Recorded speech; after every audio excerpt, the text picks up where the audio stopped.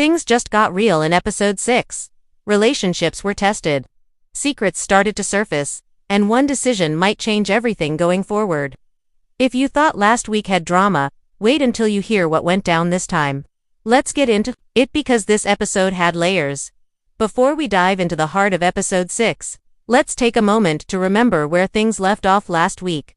In episode 5, tensions were growing fast. Emmett found himself getting pulled deeper into Douda's world, and even though he wants to keep his family safe, he's making choices that could cost him big. Meanwhile, Victor was still trying to balance his image as a community leader with the reality of who he really is behind closed doors.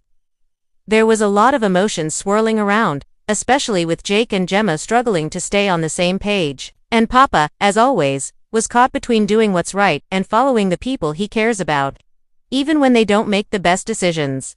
So now we jump into episode 6. And right from the opening scene, the energy feels different. It's early morning in Chicago. The city is quiet but not peaceful.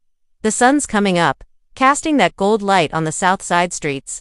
There's a calm before the storm kind of vibe. We see Emmett standing outside his house, looking around like he's waiting for something or maybe just trying to breathe before the day hits. It's a silent moment, but it says a lot. His face is tight with worry, and you can tell the weight of everything he's involved in is finally starting to show. From there, we shift quickly. The pace picks up as we see Douda making moves again. He's always calm, always smooth, but in this episode, there's a coldness to him. He's having quiet conversations behind closed doors, whispering threats with a smile, setting up something big, and it's clear he's not playing games anymore. There's a new plan unfolding, and Emmett might be in deeper than he even realizes. At the same time, Victor is out doing community work, shaking hands, smiling for cameras, but we can see the conflict behind his eyes. He's trying to be the good guy, the leader people want him to be, but the world he left behind keeps pulling him back in. There's a scene where he's confronted by someone from his past, and you can feel that pull, the temptation, the danger, the familiarity of old ways. It's powerful, and it sets the tone for what he's about to face later in the episode. Then there's Jake and Gemma. Their story in this episode opens with another argument, but this time, it feels more serious. They're not just bickering. Like teenagers, they're hurting. Gemma's got her own dreams and is tired of feeling like Jake doesn't get it. Jake, on the other hand, wants to support her but doesn't know how to without feeling like he's losing her. Their conversations are raw, and the emotion is real. You can tell this episode is going to test them hard. Meanwhile, in the background, other stories start building quietly.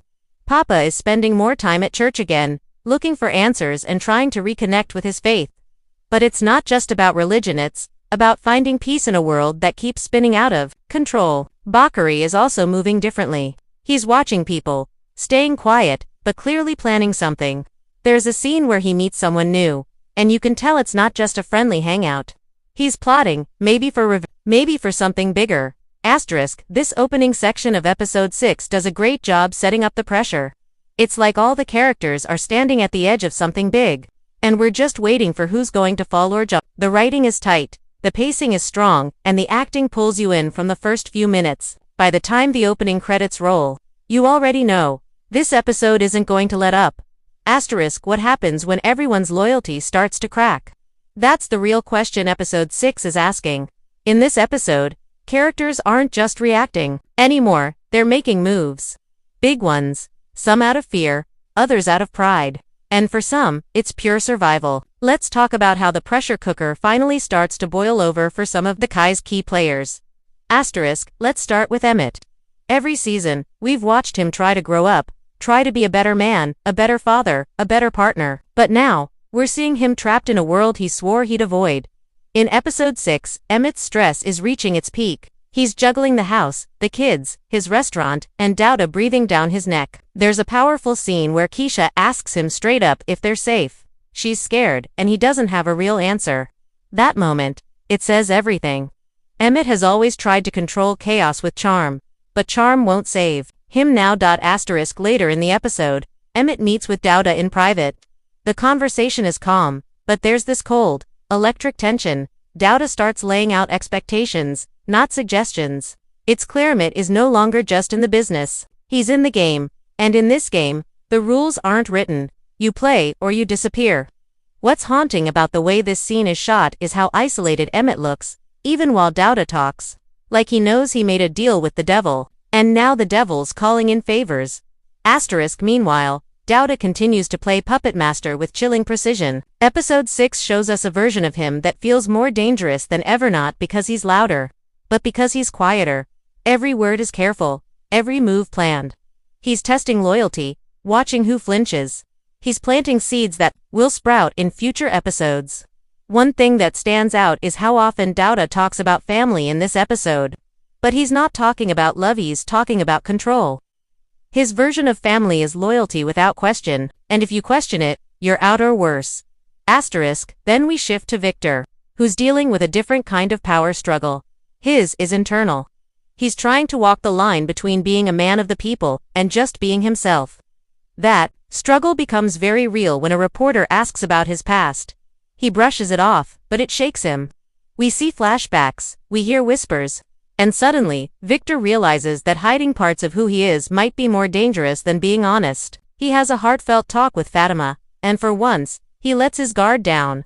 It's one of the most emotionally grounded moments in the episode. You can feel him wanting to escape his own reputation. Victor's biggest moment, though, comes during a community event. He's giving a speech, strong words, a confident tone, but in the crowd, someone yells something about his past. You see him pause. For just a second. It's subtle, but you feel it. The past isn't gone. It's just been waiting. And the way Victor handles it, it shows just how much he's grown, and how much he's still afraid of falling backward. Now, let's talk Jake and Gemma. These two have been drifting for a while now, and episode 6 makes it clear they're not on the same path. Gemma is pushing harder into her activism and podcasting work, while Jake is still figuring himself out. He wants to support her, but the way she talks to him in this episode, it hits deep. She tells him, "You don't really see me anymore," and you can tell it breaks something in him. There's a later moment where Jake tries to fix things by doing something sweet, but it's too little, too late. Gemma's mind is somewhere else, and honestly, it feels like we're watching the beginning of the end, for them. Papa and Bakari also get their own subtle, but powerful arcs. Papa's faith is tested again when he sees someone he trusts making shady moves.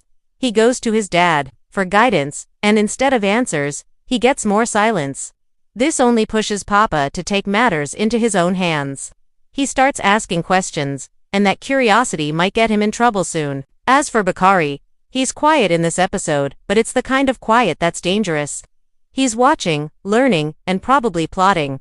His loyalty is unclear, and that makes him one of the most unpredictable characters right now. By the end of this section, every character is standing on unstable ground. And what makes this episode so strong is that you don't know who's going to slip first. The writing leans heavily into emotion, silence, and choice. It doesn't force drama, it lets it simmer. And when the characters move, it feels earned. Sometimes it's not what a character says, it's what they don't say before the screen cuts to black. That's how episode 6 ends. Not with a bang, not with a final word, but with a stare, a look, the kind that makes you shout at your screen, "No way, it ends here." That's the chi at its most frustrating and its most brilliant just when you think you know where things are going. It leans in close, and walks away. Let's break down the biggest cliffhanger first. Bakari's alley scene is still spinning in fans' heads. We don't see what he sees, but his face says everything. That split-second change from confused to frozen in fear tells us he's just witnessed something he wasn't supposed to. And it's not just fear on his face, it's realization. Whatever went down in that alley could shift the power dynamic completely. Some fans think he saw Douda taking someone out. Others think he caught one of his own people crossing sides. Either way, Bakari now holds something dangerous, the truth. Then there's Emmett, who ends the episode in complete silence. He's sitting on the edge of his bed, phone in his hand, screen lit, finger hovering over a name, but he doesn't call. He just sits there, staring. And we never see who it is. Is he about to warn someone? Ask for help, or maybe confess something? That moment is heavy not because of what he does, but because of what he almost does. And that's what makes it so powerful. The audience is left holding the same breath he's holding, waiting for a choice that never comes. Keisha, meanwhile, ends her arc in this episode quietly packing a small bag. She tells her son, "We're just going for a few days," but her tone says something else. There's this underlying feeling that she's making an exit Emmett won't see coming. Not a loud breakup. Not an emotional goodbye. Just space. And sometimes, that kind of silence is louder than any fight. Fans online are split. Some believe she's protecting herself and her child. Others think she's drawing a line Emmett might never be able to cross again. But perhaps the most layered end belongs to Victor. After the community speech blow-up, and his raw moment with Fatima, we see him staring at his reflection literally and figuratively. He's looking in the mirror, but he doesn't look proud. He looks hollow. And then, he deletes a message. We never see what it said, but judging by the weight in that moment, it might have been his first real apology or maybe his final goodbye. Either way, it doesn't go through. Which means Victor is still stuck between who he is and who he wants to be. Now, what does this all set up for episode 7? Here's what fans are buzzing about. Theory number 1. Bakari flips the script. Some are convinced he's about to turn informant or worse, turn against Douda completely. He's been lurking too long to stay quiet forever. Theory number 2. Keisha leaves, not just the house, but the whole south side. A few sharp-eyed viewers pointed out that she looked up a job posting in another city last episode. Could she be planning a full exit? Theory number 3. Victor exposes himself, in a metaphorical way. After all the dodging, fans believe he's going to go public about his pastor, his relationship with Fatima, possibly risking his political future to finally stop hiding. Theory number 4. Emmett makes a call that changes everything. Some fans caught that the contact name at the top of Emmett's phone was blurred, but the color scheme suggests it might have been Tiff. If true, that could stir up more than just drama, could trigger war. And then there's Douda quiet, watching, planning. What's scary isn't what he does, it's what he doesn't do. He's been too calm, too collected. Fans think he's setting something up bigger than we've seen all season. A betrayal, a hit, a message. Whatever it is, it's coming.